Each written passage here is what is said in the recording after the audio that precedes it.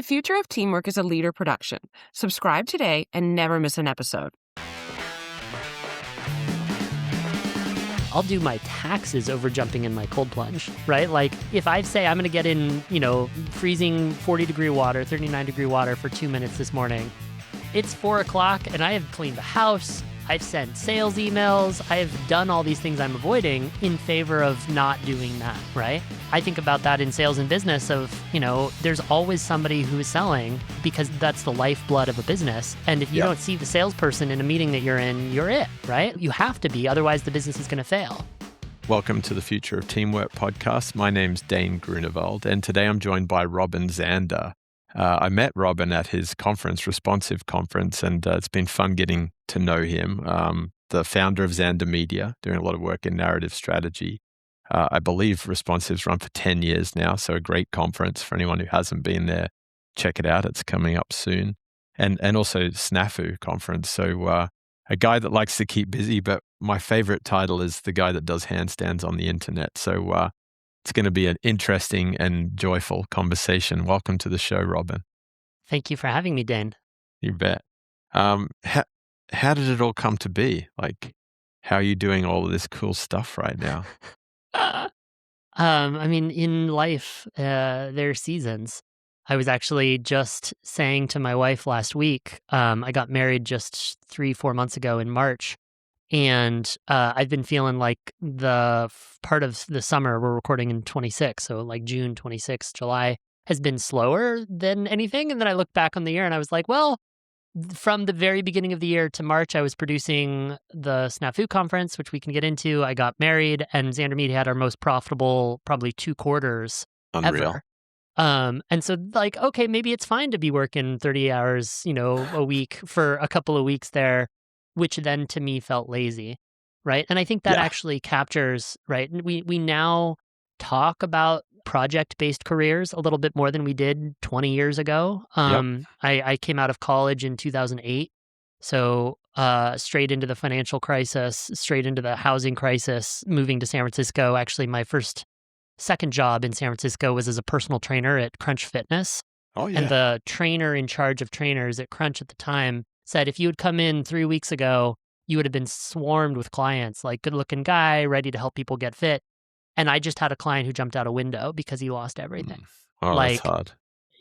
So just like in the market, in careers, there are seasons. It's an interesting thing that I ponder because it's not just being busy. It's like, no, I'm a homeowner for the first time in the last year. And I've been like installing garage doors and building my home gym and being domestic. And there's space for that too. It's just you can't do it all. You can have it all, just not all at the same time. Oh, I love that. There's also something that's really interesting there in first times. Like, I was talking to a friend this morning and he was just like, so many people work really hard and they get a result. And they deem the result was the product of their performance. And actually, you can't take that performance and then drop it into a whole new environment. I know you've been through a bunch of environments, including the cafe, and expect that the same performance is going to deliver the same result because everything's new, everything's dynamic, Totally. Different team members, different market context. You're at a different season of life. And I think that's something that perhaps as teams, we often feel like high-performing teams just kind of happen because there was a really good plan, but there's so much more craft and humanity to it. Totally. Yeah. So you mentioned the cafe in 2016, with no restaurant experience other than like bussing tables as my first job out of college.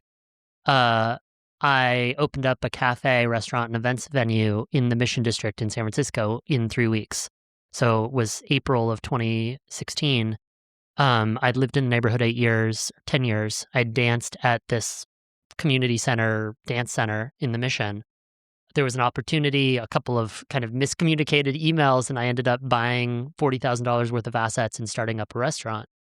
And it was the same year that I started Responsive Conference, so that was a manic year of my life. But I was really interested in not just curating about the future of work, but building my own little incubation studio, my own little trial test balloon of what is it like to build teams? What is it like to build a responsive and resilient team? So I had, I think, 3 employees plus me that first, 3 weeks. And on day 1, I asked everyone to pull out their phones. We're going to download this really cool new hip technology app called Slack. And we're Yeah. going to have this digital representation of our brick and mortar coffee shop. So you're working behind the counter and you need help, you can Slack somebody, right? All this stuff. The first one pulls out an iPhone that was the screen was so cracked, you couldn't even touch it without getting glass shards. The second pulled out, I kid you not, a 1999 pink shiny Razor, like of a Yes, Razor the phone from the Motorola 90s. Razor. I love Right, that which I phone. always wanted in middle Yeah. school, right? And then the third, who was a millennial living in the Mission District in 2016, said, I don't have a phone. Like, I Wow. don't have a cell phone. And all of a sudden, I, as the owner of, right, hiring baristas, I'm like, I have to really reevaluate this, as you said, the shape of this team. This is not a technology team. This is a Yeah. team of skaters who happen to work at a restaurant who want to serve coffee and be left alone, Yeah. right? And like, you can't even do WhatsApp. It's like, how do I reach the one without a phone? He shows up or he doesn't, right? And so a team is different depending on the context, and you have to adapt to that. And that's been true, right? Like, none of this is new. I'm sure we'll get into AI and other kind of very future pieces of this conversation. But so much of this is just timeless that we have to, like, I'm sure my grandfather knew this. I know my Yeah. dad knew this, right? Yeah. Like, here I am learning it in 2016 for the first time. It's interesting that we have to learn so much through experience as humans too. Like we're capable of learning through story. You're big on narrative strategy and story, but at the same time, the real visceral moments of learning and growth so often come from that studio lab type moment that you explained there. Yeah. So what was it in 2016? You were a busy guy. You started the cafe, you started the conference. What was the problem that you were out there experiencing in the world that you felt those activities were going to start, bringing solutions for? Yeah, in both, I almost couldn't not. So one of our speakers at Responsive in this year, 2026, is Tim Casasola, who's in org design internal at Airbnb right now. And he was, I don't even know what he was doing professionally, but he drove up from LA to attend a free unconference. So an event where the agenda is set by the people who show up at the beginning of 2016 on this idea of responsive organizations. And to be clear, I didn't come up with the idea of responsive org. That's also Yeah. the URL. I'm now the owner, or the steward is the way I think about it, of the conference and also this movement.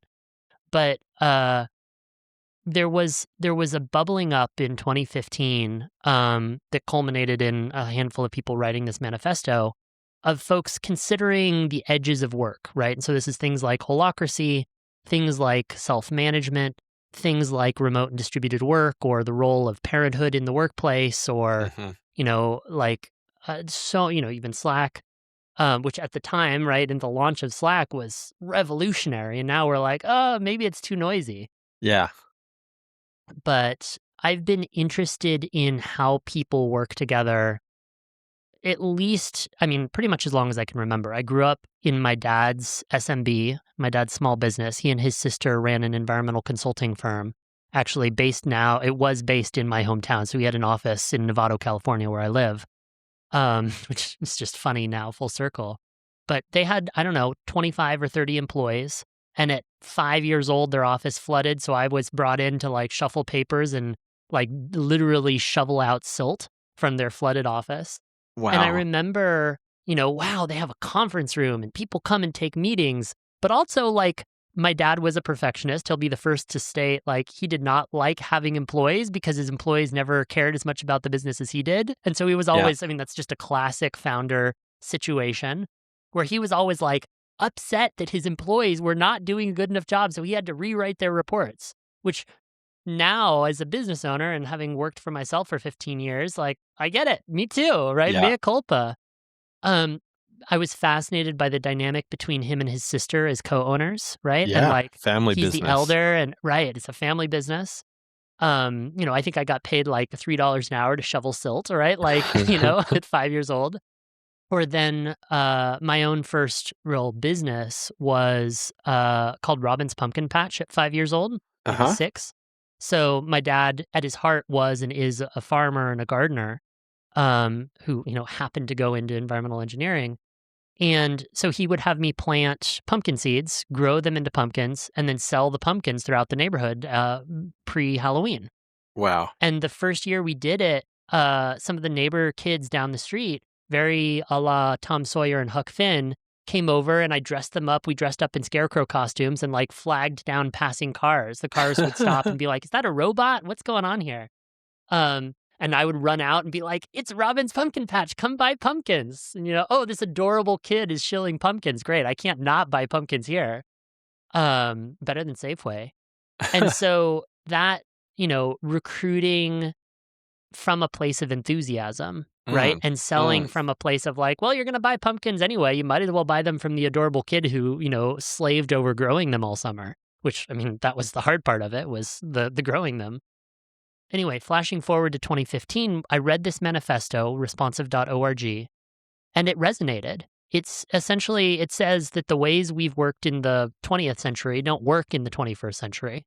The organizations that are going to survive are the ones that adapt to change, and that there is not a one-size-fits-all. I always say, if someone says they have the ultimate answer, not one of the answers, but like the answer to life or to business, they're selling you something.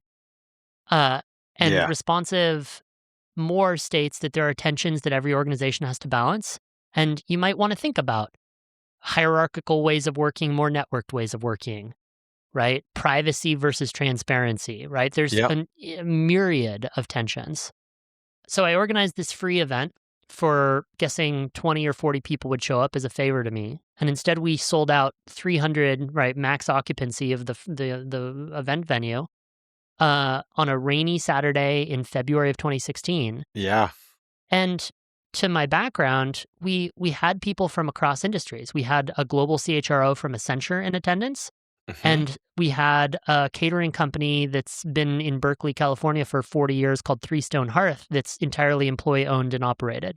Yep. So you've got baristas of a self-managed company debating employee compensation strategy with global CPOs, chief people officers. Yeah. And right there, it was like, wow, I can't not do more here. There is an appetite for these conversations. I don't know what it's going to be, but I guess there's an opportunity. Maybe you call that a conference. And I'd been in the circus. I'd done circus performance, but I'd never run a conference. And so here I am being like, well, let me put on a show. Yeah. Right? And so it chose very unusual venues.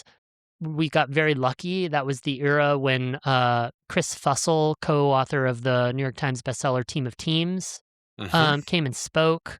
Gail Karen Young-White, who was the CHRO of Wikimedia, parent company of Wikipedia.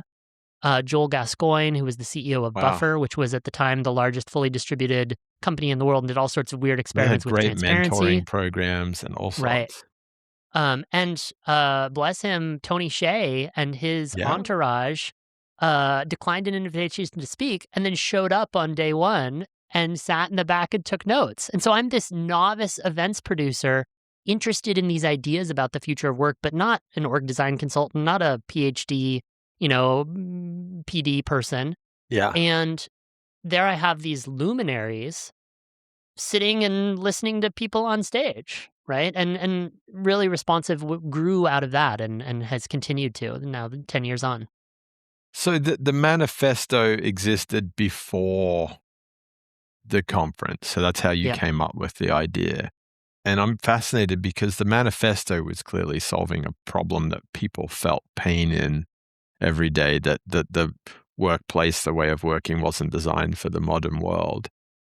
Did those people happen to have shared beliefs outside of how to balance those tensions? Were they more optimistic, more outdoorsy, more creative? Like, how would you describe that community of people that were kind of living in that problem? Yeah, it's such a fun question. I don't have a clear answer. Like, we'll have to ask that on stage. Yeah. You're going to be on stage at Responsive. We can ask that, but I don't know. Hopeful, right? Like, willing to experiment, right? Not tilting at windmills, not arguing with reality, but willing to try new things. Yeah. I like that. It's interesting because, like you said, we're going to get into AI as you roll forwards to now. There's a lot of talk out there. There's a lot of great research happening that people are delegating not only their thinking, but their understanding of things. And that's not a very hopeful or willing way to exist in the world. So it's like there was that group who continue to be growing around responsive.org and the responsive conference. And then there's this kind of new group that are just trying to say, well, rather than try something new, why can't I just push it all on AI and go live on universal basic income? Like there's some very different undercurrents. I'd say the research on UBI is actually very clear that it works, right? Yeah. But I'm not actually hearing that, like, we've been seeing that same trend of let me just outsource my brain to social media before it was Mhm. AI, right? Like, I'm in front of me this way, I have a wall full of books, right? Which is, despite Zander Media making video Yeah. as one of the main things we do, like, my preferred mechanism for media intake is physical printed books. Yes. There's a quality of, like, yeah, I think humanity's at a really interesting point right now where literacy is going down, Mhm. right? And I don't think anybody across political spectrum or anything else is arguing that, at least arguing publicly that low literacy is good for humanity. But that's the reality we're seeing is like, yeah, why would I read a nonfiction book when I can just ask Claude to summarize this book for me, Yeah. right? And so, yeah, I mean, I think in some ways, the thing that's the most interesting about the manifesto, and credit where due, Adam Pisoni, who was the co-founder of Yammer, Aaron Dignan, who founded The Ready and wrote a book called Brave New Work, a handful of others, they're listed on the website, wrote the manifesto saying the rate of change continues to accelerate, number one, and the future is increasingly hard to predict. Yeah. And that we felt that, they felt that to be true in 2015. Here we are in 2026, and it's like, yep, hold my beer, right? Like Yeah. Yeah. that's really true. What's going to be done about that, right? Is the future bright, let's just say, for America or for the world, right? Like, there's enough existential crises Yeah. that are not being taken seriously in the world, right? Like, people are debating whether climate change is real, which to Yeah. me is like, I'm sorry, that debate is over if you look at any research, right? And I'm a pretty staunch environmentalist. I grew up in the mountains. Like, there's no doubt. Yes. And so that we debate that doesn't give me a lot of hope. But I'm like, and the only thing we got for us is we have to hope. We have to, like, it's not just optional to be positive anymore. You have to be, because otherwise you just go scroll, Facebook and don't use your brain. And, it's so easy to be comfortable in the world today, especially in the first world, Yes. right? It's like, this is just ridiculous homeownership, but like, I just got a garage gym for the first time, and we just installed new garage doors, and the garage doors are powered on electricity. And Yeah. I have buttons in my garage that open and close the doors, and I have a button in my car that open and close the doors, and I have a keypad outside the garage that open and close the doors. And it's like, do we not realize how abundant that is? Yes. And humans were designed in, evolved in hardship. Correct. And that's a real tension, because it's way easier to eat Doritos than it is, slightly undercooked steak and to chew forever on steak. But actually the muscles of the jaw were formed through chewing like nearly raw meat for centuries. Absolutely. Yeah, I had a great health coach at one stage, Dan, and he was like, for you to take on 6 Krispy Kreme donuts, the calorific load, in carrots, you'd have to eat like 2 pounds of carrots. Like, your jaw will give out before you can eat that many 100%. calories. I'm surprised it's only 2 pounds. I would guess it's like 20 pounds, right? It's like I an know. indigestible number of carrots. I know. Yeah. But you do think about that. We've created all of these, like, not synthetic, but definitely new ways of eating, behaving, living. And I do sense that there's something there in kind of not yearning for the past, because the quality of life, to your point, is far better now, but finding some reconnection with like what our bodies and what this earth were originally shaped for. Right. And it's interesting going back to work. So let's just take a controversial topic right now in this day and age of DE&I, right? Yeah. Of diversity, equity, and inclusion. I've been curating on the future of work long enough, 10 years now, that Yeah. I've seen a pendulum of DE&I swing, I don't know, like 3 times hard in both directions, right? So during the murder of George Floyd, like Yeah. that was pinnacle, right? Yeah. And then 3 years before that, it was kind of whatever. And then before that, it was crux again, right? And now we're Yeah. at a time where it's demonized. And like, there's there in both directions, right? One of the Correct. things that I do just kind of personally to stay sane is I've been reading more history than I have Mhm. historically. And like, I didn't really realize that the Ku Klux Klan in America had a huge like national resurgence in the 1920s and 1930s and 1940s, Yep. right? I think of white nationalism as a thing of the past, or I did before the last couple of years. Yeah. And now I'm like, oh no, actually, that's in my grandparents' lifetime, like very memorably, Yes. right? And so we have these pendulums that in some ways it's useful to study because it gives more shape to the current, right? And maybe makes me take the current, I don't know, less pessimistically in some way, or at least more, certainly more informed. It's interesting. You had Simone Stolzoff at your event last year, who I thought was brilliant on anxiety, and he was talking about just the heightened anxiety that's being lived on in the world and how to deal with uncertainty. And what was interesting there is his construct was how you build mindset and habit to be able to deal with uncertainty as a group. And I think even some of those negative things, like the Ku Klux Klan resurgence, there was just ways that people were dealing with uncertainty. And they were probably being manipulated more by the owners of the structure than everyone being fully into it. And we're Sure. seeing that even in today's politics. It's not necessarily a statement of this is where we are here to stay. It's a statement of this is what people are suffering through and how can you build better structures for them to be more proactively, productively engaged in, which sounds like that resonates with the responsive manifesto too. Yeah. No, 100%. Fascinating. What do you see then, Robin, as you think about these different responsive organizations that are going to be happening in different shapes, forms, segments of the market when it comes to performance? Because I know that there's some great stories, like you look at Holacracy and Morningstar and others. There's some great stories of Holacracy working, but also you don't see some of these things working at scale.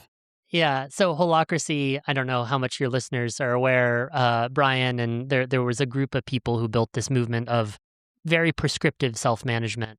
The Yeah. most notable case of it was, of course, at Zappos. We, Yeah. in 2019, on stage at Zappos, which is where the Responsive Conference was held in 2019, had somebody responsible for rolling out Holacracy at Zappos, which ultimately they rolled back. Yeah. And the co-founder of Holacracy debating Holacracy on stage. wow. So it was very like there's fireside chats, and then there's like fireside, like And this was it's it. on fire. Yeah. So it was pretty intense. Friendly, they're friends, but right, you can find that or we can link to that in the show notes. Again, prescription, right? And then Morningstar, Doug Kirkpatrick, who was early at the Morningstar tomato manufactory, is going to be on stage talking about self-management at Responsive this year. Again, if someone says they have the answer to all of your problems, they're selling you something, right? And there's Yeah. probably some, snake oil in that sale, right? Because there is no one solution to every single problem. Yeah. And to accurately put a process into a given organization, it has to be customized to that organization, at least in my experience. Context I've never matters. seen, right. If you and I, Dane, are going to start a company together, the dynamic of that company is going to be very different than if you start the company by yourself or I start the company by myself. Like it just, because the DNA of the people in it, and especially the people in positions of power, Yeah. shape the dynamic of the organization itself. Yeah. Right? and even AI, right? It's like it's so easy to outsource and to just not read books in favor of asking Claude or asking ChatGPT. But you can also train an instance of Claude to like never give me the answer, just help me learn the process of doing this, right? And Yes. that takes framing, and that takes disciplining the machine to only help me learn, not give me answers. Yeah. But that's totally possible too. I'm practicing not very well, but shwiya shwiya, as we say, darija, which is Moroccan Arabic because my wife is Moroccan. And it's Moroccan Arabic is not Egyptian Arabic. It's not classic Arabic. It's a mix of Arabic and Berber, Spanish, like Huh. Spain Spanish, French because Morocco was a French colony, Yep. and it's different. Like people in northern Morocco will often not be able to understand the Darija people speak in southern Morocco. Like it's that, Wow. right? And and that's hard. I may never be fluent, but I want to try because it's hard, and also because I want to be able to speak to my wife's father and her brothers in their native tongue, right? And Yeah. our children to be raised at least bilingual, if not more. But like the hard is also part of the point. So there's this theme then around embracing hard, and maybe that hard is the thing that forges the better path or a different path forward for a team. Um, so tying that back into performance, because I know we talked about performance earlier. Sometimes things aren't hard when you're always winning, and you need to have some losses to kind of create Failure, that feedback. 100%. Yeah. Yeah.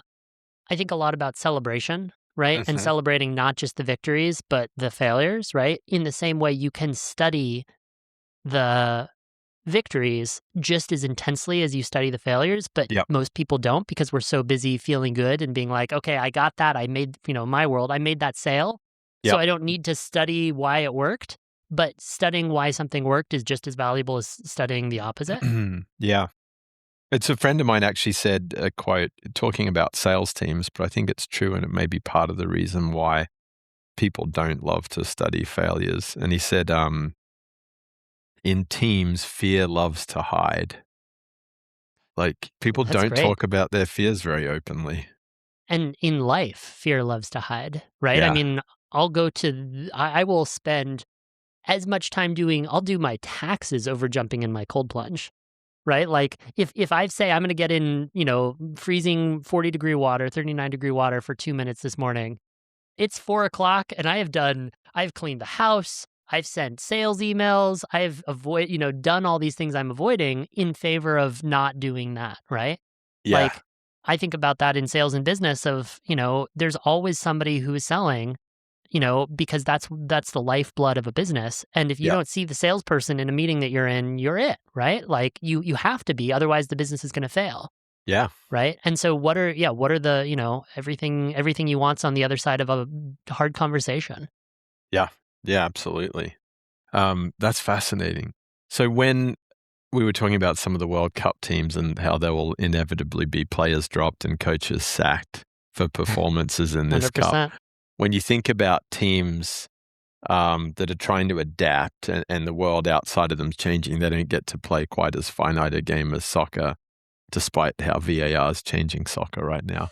Um, but but how might those teams be more open-minded about not getting rid of the leader in that moment of poor performance? Have you seen good evidence or good examples in the community around how people are like taking that as more of a embrace the mistake and learn from it moment?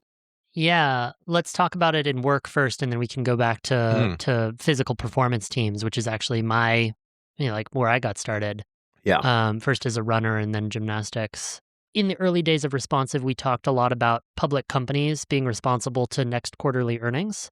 Hmm. And then Eric Ries, the author of The Lean Startup, who now has a new great book called Incorruptible, and he's on stage this year at Responsive, talks about financial gravity and how Yes. not just in the public markets, but also, a Series A startup is responsible for earning their next, for raising their Series B.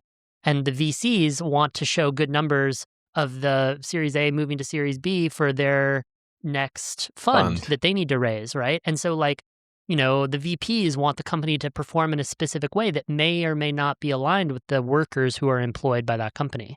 Yeah. And so what Eric Ries suggests, and again, he articulates this in mass detail with lots and lots of examples in Incorruptible, is it has to be overlapping domains of mission drive, right? It has to be, of course, the founder's clear mission, and then the board seats, and then the employees, and then the company culture. And it's not any one of these.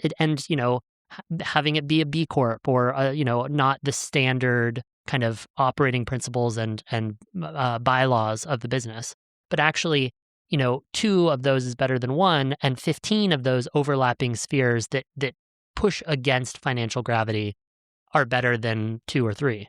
Yes. And so there is no one thing, but for every organization, knowing what your mission is and having a great culture and having a charismatic leader who is pushing in that direction and having an ecosystem, like one of the interesting examples is Costco, right? Costco's ecosystem of vendors now funnel the Costco business model.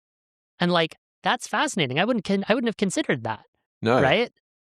But every piece of the business can be either working towards the demise, towards the like private equity is going to buy this and run it into. I just heard that I think it's Tapatio just got bought by private equity. And so like, okay, well, you all know what that means. It means that, stock up now because you're Tapatio, and pardon me if I'm getting this wrong, but like a year from now, it's going to be a shitty product. Yeah. Right. But that's also reversible in the opposite direction. You just have to plan ahead and treat it really strategically. Yeah. I don't know how to do that in sports teams. Like, obviously, I've never been a part of a World Cup football team, but not just judging. And there's like, The Score Takes Care of Itself, My Philosophy of Leadership by Bill Walsh. Yep. There's a bunch of interesting looks. Another great sports book is called The Captain Class, which is about not the, primary scorer on I think in this case it's a basketball team, but the captain, the person who holds the team together, right? Who might not be the front man, might not be the most charismatic, right? But is part of the back to culture and what is the glue that makes this team work? Because at least in most sports, and all team sports, you can't have just one core person. If the rest of the team falls apart, it still fails. Yes. Right? And so I think that there's some really interesting, like, how do you judge the whole and not punish the standout good or bad person? Of course, the goal scorer is always gonna take, is gonna be the thing we see because we're celebrating. Okay, that person, made the most goals there. But like, there is a team involved, and how do we, back to financial gravity, look at all of the overlapping factors that contribute to that? Yeah, that's a really interesting thought. And I think to your point on performance and the overlap, I love the overlapping sort of dimensions of mission drive, because often it is a supply chain, whether it's within an organization or in the Costco example with their vendors. And you don't always see the edges of performance because they might be hidden away. And as much as we do organizational network analysis and other, important pieces of work to understand like who has certain knowledge or who do people go to for certain things, like a true understanding of what's creating, experience, philosophy, belief, trust, all of these things in teams and in customer and vendor relationships is going to be very difficult to codify as people keep shipping to AI. Yep. That's cool. That is very hopeful and human. It makes me think, you referenced a couple of great books there. Had you read Bob Chapman's book, Everybody Matters, or followed any of his work at Barry Waymiller? I know the name and I know Barry Waymiller. I haven't read his book. Yeah. So, I mean, he seemed to be writing about mattering before the latest wave of, Zach Mercurio and Jennifer Brahaney Wallace and others. And what I liked about his approach, and I hear some semblance of commonality there, was he really thought about span of care over the employees. And he was like, we run manufacturing businesses, but our purpose is to improve the lives of our employees. And that was a shift well ahead of its time. And I still don't think a lot of people who operate in some of those industries are thinking in the way that Bob and his leaders did for their organizations. 100%. Another one is Danny Mayer of Union Square Hospitality Group, and now Shake Shack is probably what he's most known for. Oh, but yeah. originally it was Union Square Cafe. His book, Setting the Table, and he has a new book coming out in September. I haven't read yet, but I gave Setting the Table to every single employee who came through Robin's Cafe. Right? Yeah. That's another where it's like you're just a barista, and it's like, yeah, but if this person really is bought in culturally to the heart of the mission of the organization of feeding people and, supporting their day, like you have to channel authority to the frontline workers. Yeah. Right? And that's an idea as old as time, but you have to actually do it. And that's the hard part. It is, yeah. I remember Dan Pink talked about that study where they gave the chefs in the kitchen iPads where they could see the people enjoying their food. Oh, cool. And the whole experience of the customers lifted because all of a sudden people understood that there was mattering, that if it wasn't for the work that they were doing in the kitchen, these people wouldn't be having these enjoyable experiences. And if it wasn't for the enjoyable experiences, the people's work in the kitchen didn't matter as much. So it was just a really cool symbiosis. Yeah, that's great. That's super cool. Where do you see some of the biggest challenges then? So there's clearly a felt problem in workplaces, and teams aren't always feeling that sense of mattering and connection. What are some of the bigger obstacles that you're observing that are impacting teams and their energies? I mean, there's so much anger, there's so much fear, right? I mean, even our theme for Responsive 26 is predictability is gone, now what? Yeah. Right, is like in an age where things are less predictable than ever, how do we work? How do we team? How do we build? If you were, for example, a tech company doing anything in financial tech, and then ChatGPT just launched this, like, connect all of your bank accounts and we can tell you everything about your net worth, right? That's if you remember the old days of mint.com and, right, like, what is it, Monarch and all of those, like, ChatGPT just came in and said, like, great, see ya. Like, that's that whole industry. But another example, there's greater than ever disparity than in my lifetime, or certainly my parents' lifetime, probably my grandparents' lifetime. Not in human history, but, Elon's net worth, trillionaire compared to yours or mine, compared to somebody in the third world who, like, has never handled a computer. It's unfathomable in all of the directions. And we're seeing that play out in the US right now. We're seeing that play out globally, right? And that has throughout history inevitably resulted in revolution. And usually it's violent revolution. Yeah. And so, like, that's, a friend worry. of mine, that's a real concern, right? And like, love democratic socialism or hate it. A friend of mine's the CTO for the city of New York. Right? But, like, we're also seeing the rise of authoritarianism in the world. And like, these things are not unrelated. Let's just say that. Like, so or it played out in my own life. My wife works as a forward deployed engineer for an AI company. So she is working with hordes of agents doing data as a service for frontier labs, right? So she is on the cutting edge of AI. I, at Zander Media and Responsive, use AI in everything I do all day, every day. Like, this meeting is being recorded by an AI. Yeah. And then we box at, like, a 1980s boxing gym, like very classy, Rocky-style boxing gym, 4 days a week. My wife and I, some of the guys we train with have never touched an LLM in their lives, right? And there, too, we have that stratification. Yeah. So what does that mean, right? Like, it means trouble if we don't resolve it. And in what period of time, I don't know. Yeah. right? And so it's great. Like, how do we lift? A rising tide lifts all boats, and we're not living through a time of rising tide right now, at least on Doesn't the feel like extremes. it.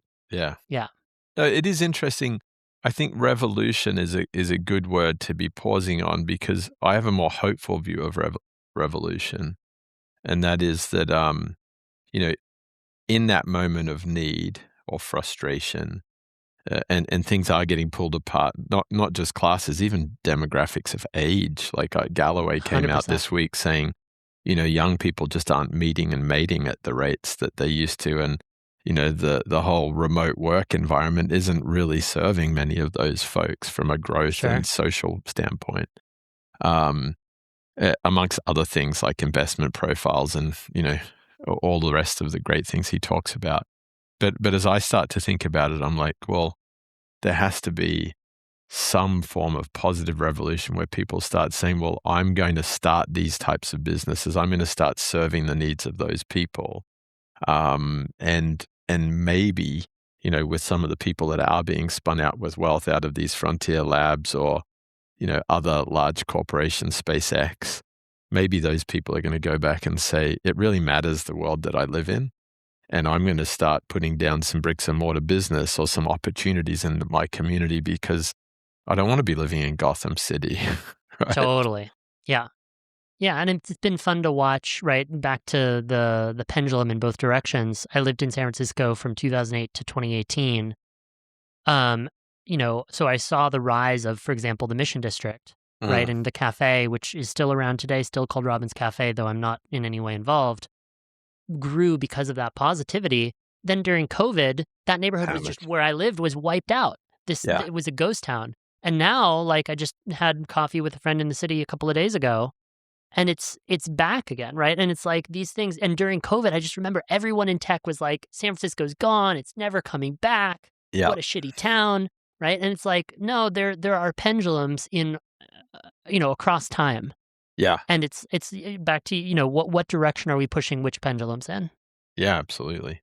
So for anyone out there who's listening, whether they're in a team and they have the luxury of some resources and some optionality as far as where they take their team, or maybe they're more entrepreneurial like yourself in 2016 and they're thinking, hey, I want to go and build something I can learn from and grow off. Where would you be pointing attention in today's kind of state of the state? Yeah, I mean, I couldn't have done what I did in 2016, which, very modest, very small thing in its own way, right? Built two businesses during the same year. Um, had I not been in person. And so in Mm, some way go where the activity is. And despite, rents being absolutely insane in San Francisco right now, historically something like 80%, 85% of the global tech economy was concentrated within 10 miles of San Francisco. wow. It's closer to 99% of AI is concentrated within a 10-mile Yeah. radius of San Francisco.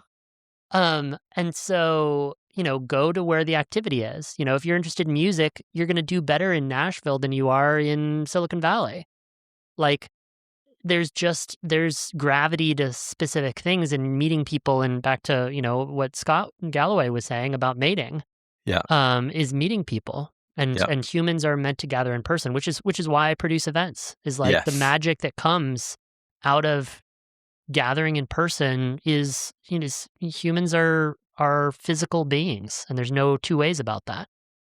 What else would I recommend to teams? Like, there are so many experiments that you can try, right? So, like, go read some books, go look at some experiments. When I was opening the cafe, I don't know, 50 chefs from around San Francisco gave me advice. Yeah. Everybody who's doing experiments in organizational structure is willing to, if you come like truly open-hearted and like curious, share some ideas, right? Yeah. Hey, so and so company, what's worked, what's not. We're doing a couple of sessions at Responsive on like experiments with AI, Yeah. right? And it's like, yeah, what's this person doing to experiment? What's that person doing to experiment? And not just humans, but teams, or teams of teams. Yeah. What are the experiments that we can do that we can learn from other people, right? So that we don't have to do them all and invent them all from scratch ourselves. Love that one. So go to where the gravity is, right? Learn from other people who are doing experiments. Ask questions. Another one that I'm doing is like, I just feel better when I'm reading more books about history instead of like listening to political podcasts. Love that. I was enjoying Raging Moderates by Scott's podcast. Yeah. And I'm like, I can look at the New York Times once a week and not listen to a podcast every day. And my health is better for it. Yeah. So like focus, during COVID, what do we say? Like look for the helpers, right? Yes. Like look for the people who are positive, look for the people who are excited building the world that you want to be a part of, right? Look for the people who are using AI towards the outcomes you want and go help. Go dive in. Oh, I love that. I think they're great recommendations, Robin. And, throughout this conversation, I think from your beginnings or new beginnings in 2016, and then obviously the beginnings went all the way back to Robin's pumpkin patch, but into this whole kind of sense of the responsive.org, ethos of bringing people who are more hopeful and willing to experiment together.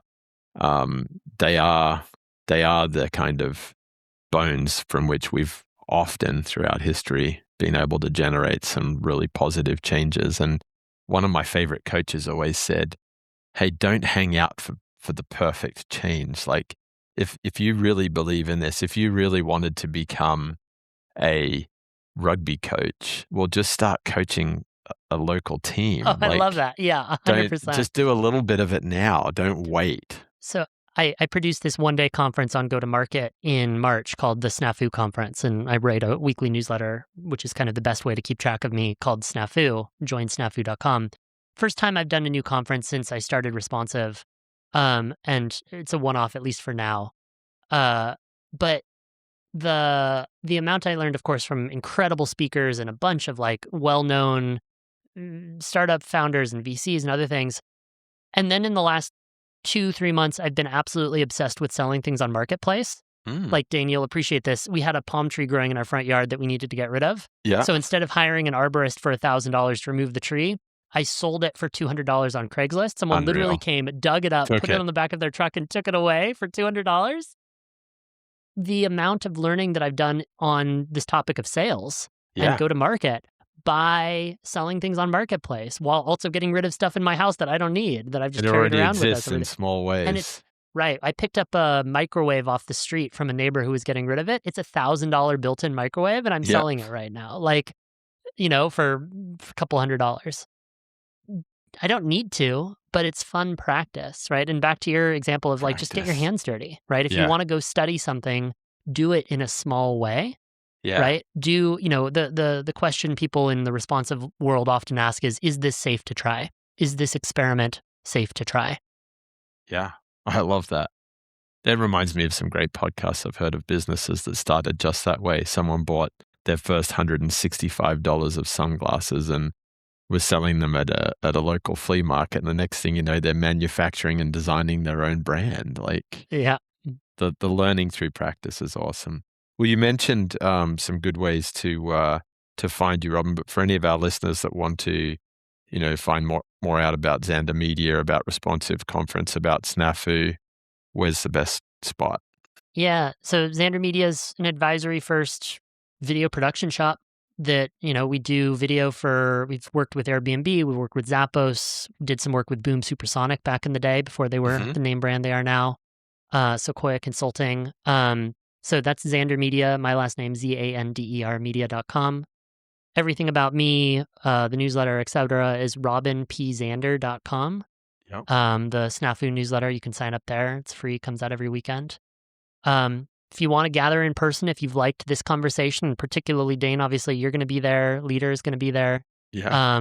For your audience, Responsive Conference is responsiveconference.com. Awesome. We'll make sure we get this out quickly so people can get there in September.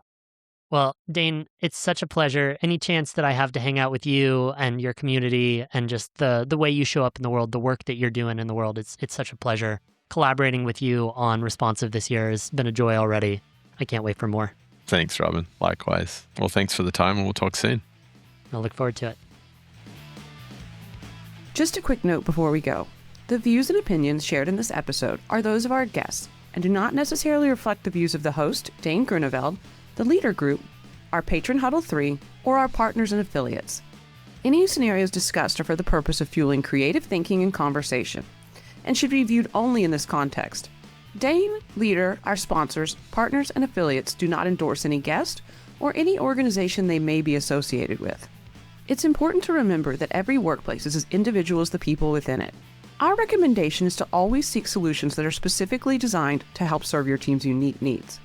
And to this point, please know we're here, ready to help you find the best way forward, no matter where your starting point is. You can connect with Dane or myself, Alicia McCraw, on LinkedIn or via the links contained in the show notes. Thanks again for tuning in. And hey, if you think someone in your network would benefit from this episode, feel free to share it or give us a 5-star rating.